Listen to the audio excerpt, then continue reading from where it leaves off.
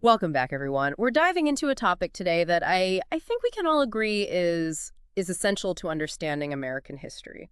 But it can also be, well, kind of intimidating. We're talking about Native American history. Intimidating is, yeah, it's one word for it. And you sent me this incredible overview. It's called nativeamericans.pdf. And just skimming through it, it's clear that we're not going to be doing like the typical textbook rehash. Definitely not. What's really fascinating about this source is that it emphasizes how our views on Native American history have changed over time. It's not just about, listing the facts. It's about understanding how those facts have been interpreted and why that matters. Okay, yeah. That's a great point. So maybe instead of just diving right into, dates and names and all that, let's start with that. How has our understanding of Native American history evolved? What were some of those big shifts in perspective? Well, if you think back to the 19th century, the dominant narrative was all about westward expansion. The winning of the West is what they called it. Right, right. Manifest destiny and all that. Exactly. And Native Americans, unfortunately, were often portrayed as obstacles to that progress, Yeah. almost like antagonists in the story. So basically, white man good, red man bad. Yeah, pretty much. They were depicted as savages, which, really dehumanized them.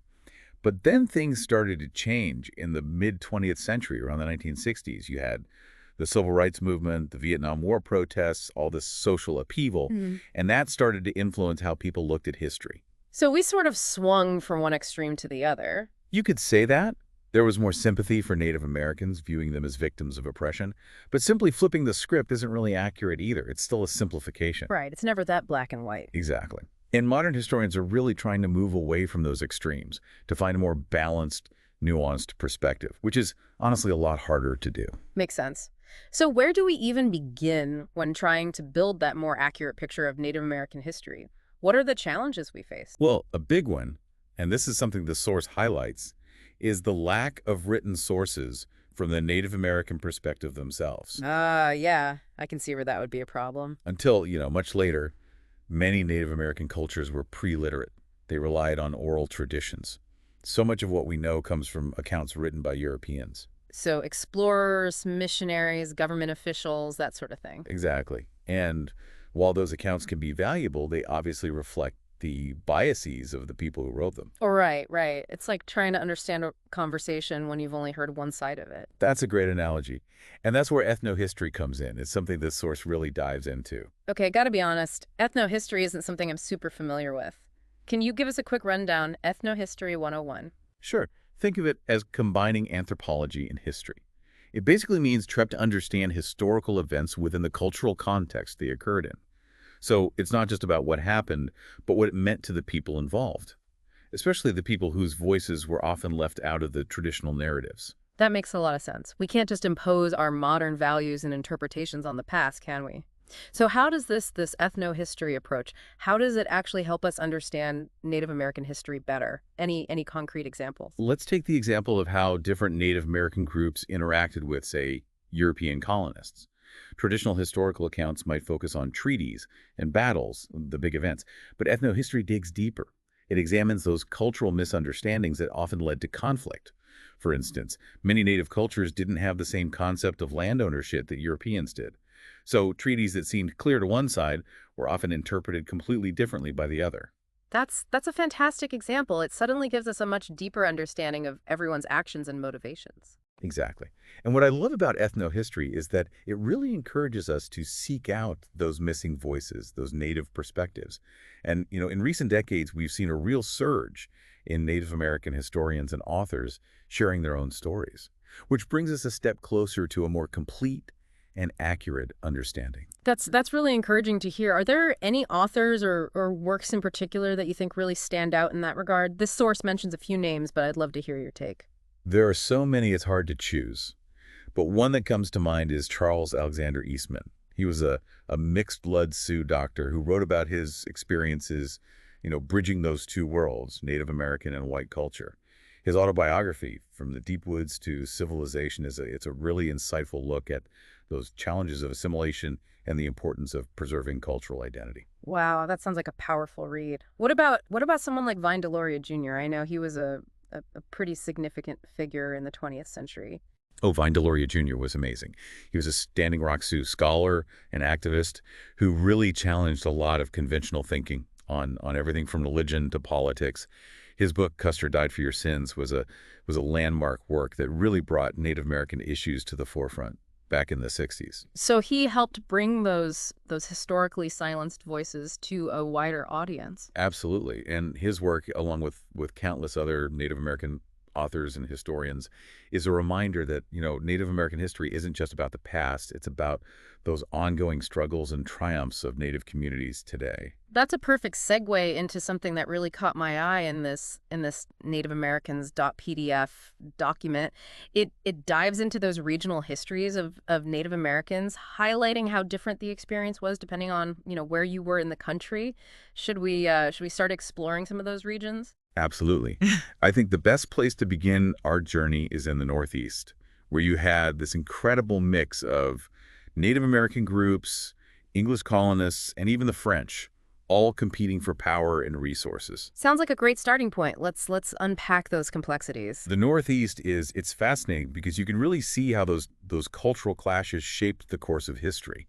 The source actually recommends this book, The Invasion Within by James Axtell, and it really gets into how those seemingly small cultural differences, like attitudes towards gift giving or ideas about leadership, they actually played a huge role in creating these misunderstandings and conflicts between the Native Americans and the English colonists. That's so interesting. It's like those things we might consider minor details can actually have huge consequences. Exactly. And those little things often led to a breakdown in trust and communication, which then fueled the larger conflicts. It makes you realize how important it is to really try to understand another culture's perspective, especially in situations like colonization where the stakes are so high. Absolutely. And on that note, I think it's important to highlight those captivity narratives, which, offer a unique firsthand perspective. One that immediately comes to mind is the story of Mary Jemison, who was captured by the Iroquois as a teenager in the mid 1700s. Oh, yeah, I've heard of her. She was adopted into the Seneca tribe and ended up staying with them, right? What a story.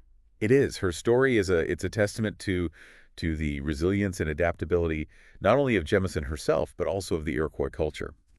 Her book, A Narrative of the Life of Mrs. Mary Jemison, it's an amazing glimpse into Iroquois life, as seen through the eyes of someone who was both, an outsider and ultimately an insider. What a powerful example of how personal stories can help us, really connect with history on a human level. For sure. Now, shifting gears a bit geographically, let's move down to the Southeast. Yeah. This is where you had the so-called 5 civilized tribes. The Cherokee, Choctaw, Chickasaw, Creek, and Seminole, right? You got it. And they were called civilized because they, adopted certain aspects of European culture. Although that term is obviously very, very loaded now. Yeah, it definitely reflects the biases of the time, but it's true that these tribes interacted with Europeans in a very different way than some other groups. Exactly. They developed written languages, adopted agricultural practices, even formed constitutional governments. They really tried to find a way to coexist within that colonial system. So their story it's kind of a different side of Native American history, one of adaptation and cultural exchange, even under immense pressure. Absolutely. And their history is full of fascinating figures who had to navigate all those complexities. One person the source highlights is Sequoyah, a Cherokee silversmith who developed a written syllabary for the Cherokee language in the early 1800s. Wait, so he created a written form of a language that had previously only been spoken. Yep. That's exactly what he did. And think about the impact of that. It allowed the Cherokee to preserve their history and culture in a whole new way. Yeah. And it really facilitated communication and education within the tribe. It's a real testament to the ingenuity and resilience of the Cherokee people. I'm sensing a theme here. Adaptation, resilience. It's a thing that runs throughout Native American history, Yeah. but it definitely takes on different forms in different regions. Speaking of which, let's head west now to the Great Plains, a region that's been, I think, pretty romanticized in popular culture. Ah, yes, the land of Sitting Bull and Crazy Horse. But I have a feeling the reality is a lot more complex than the Hollywood version. You got that right. And while that image of the mounted warrior is certainly part of the story, it's just one part. The source really gets into the intricacies of life on the plains, the importance of the buffalo, the intricate social structures of different tribes, and the just devastating impact of westward expansion on their way of life. It's a reminder that these were diverse cultures with their own rich traditions, their own complex systems of governance. They Right. weren't just, fierce warriors. Exactly. And one way to really understand the lives of Plains Indians is through those firsthand accounts, like Black Elk speaks. Black Elk was an Oglala Lakota medicine man who actually witnessed the Battle of Little Bighorn and the Wounded Knee Massacre. His story is it's both powerful and incredibly heartbreaking. It's a testament to the resilience of the Lakota people in the face of just incredible hardship. Wow. To have lived through those events, his perspective must be invaluable. It really is. He offers this really profound understanding of Lakota's spirituality and culture, while also providing this stark reminder of the real cost of colonization. Moving even further westward now, we come to the Southwest, which has this incredibly long history of interactions between Native American, Spanish, Mexican, and eventually American cultures. That's a lot to unpack. It really is. Yeah. And each of those layers added to the complexity of life for the Native Americans who called this region home. One book that I think does a great job of exploring this is Storms Brewed in Other Men's Worlds by Elizabeth John. What makes that one stand out? Well, it takes this long view of history. It analyzes how Spanish-Indian relations unfolded over centuries. It doesn't just, list events.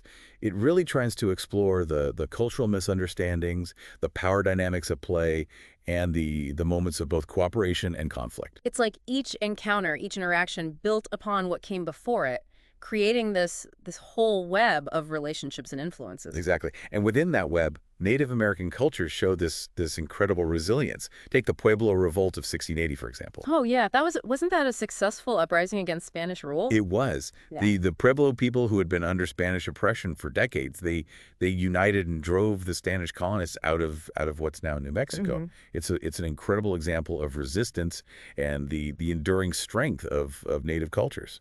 A reminder that even in the face of immense pressure, Native Americans were always fighting to maintain their autonomy and their cultural identity. Always.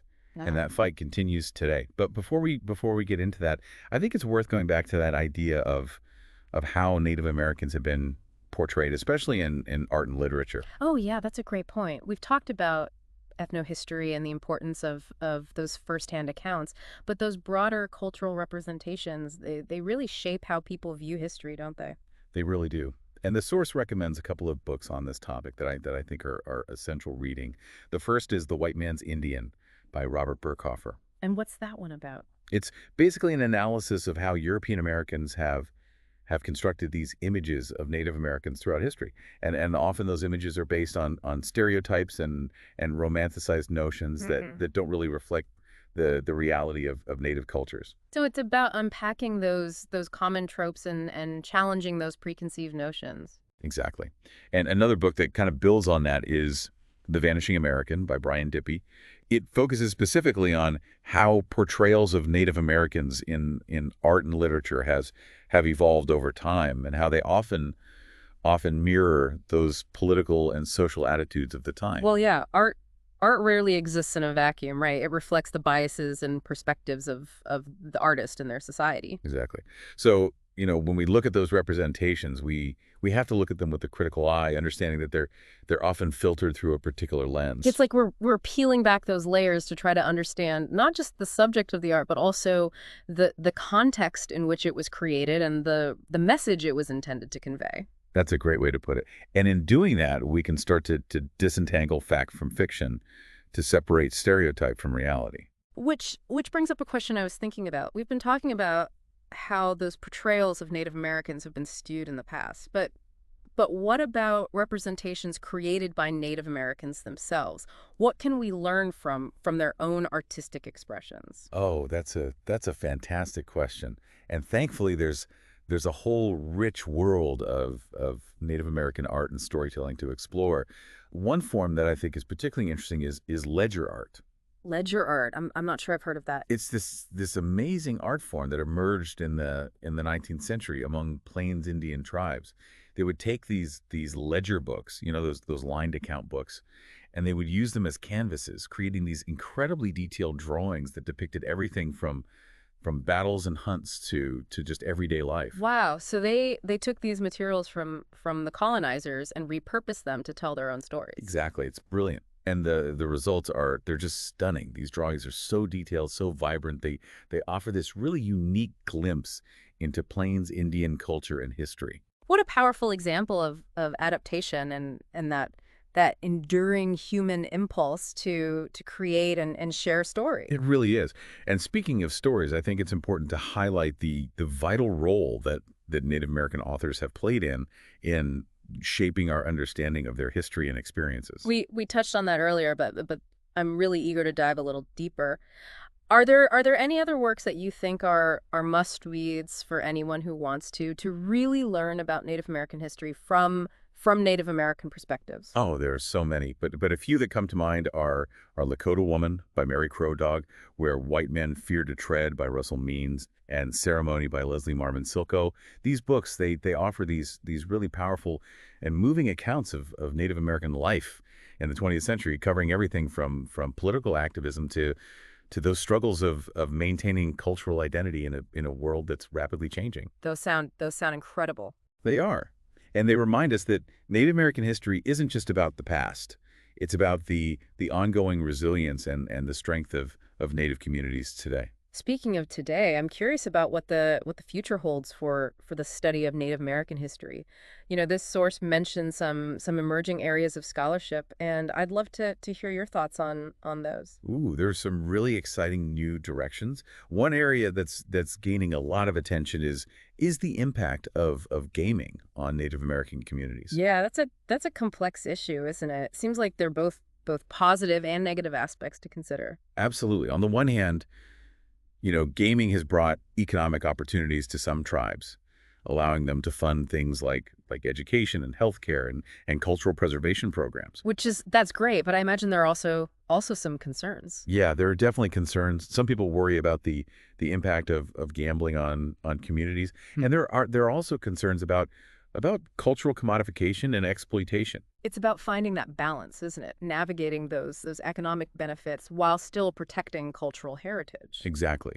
And it's a topic that deserves a really nuanced and thoughtful discussion. Hmm. Another area that's emerging is the impact of globalization on Native communities. I imagine as the world becomes increasingly interconnected, it presents both challenges and opportunities. You're absolutely right. On the one hand, globalization can lead to cultural homogenization, making it harder for indigenous communities to maintain their unique traditions and languages.